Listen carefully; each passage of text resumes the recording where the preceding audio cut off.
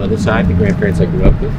We would travel to Louisville once a month when I was a kid. This is before interstates and all that.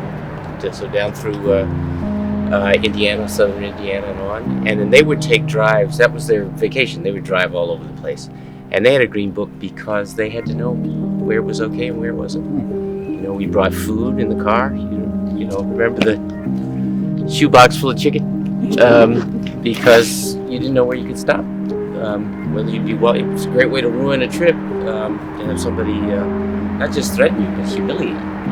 And my grandmother was very fair, so she could pass. And she would tell the story about going in with her children, my mother and uncle, and getting a table and ordering the food before the family came in, because in many places it was awkward for the proprietor to send everybody away once they were seated.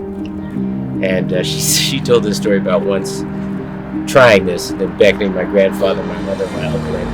And the waitress came up and very meekly said, "I'm sorry, we'd be happy to serve you, but you have to be served in the kitchen." And she reared up and said, "I don't eat in the kitchen in my own home." and got up and left.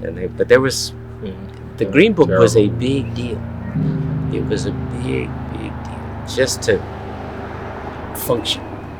So Valerie Cunningham, she was raised here in Portsmouth, and she wanted to look for her history. She didn't see herself reflected in the history she was reading. And so this is the result of that, her research and finding it.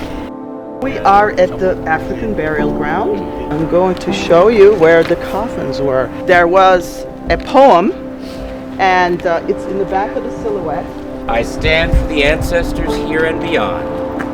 I stand for those who feel anger. I stand for those who pay homage to this ground. I stand for those who find dignity in these bones. Very dignified. Did she tell you about She that? did. She did. Almost How touching. they're reaching for each other. Reaching back, yeah. We've started a database that has all the names of African enslaved people starting from the 1700s that we can find. I'm humbled by the work. I'm blown away by the care you've given, the honor you've given to our history. So much of our history is unknown. To be able to start the month, frankly, that we just give a month to reminding ourselves of that history.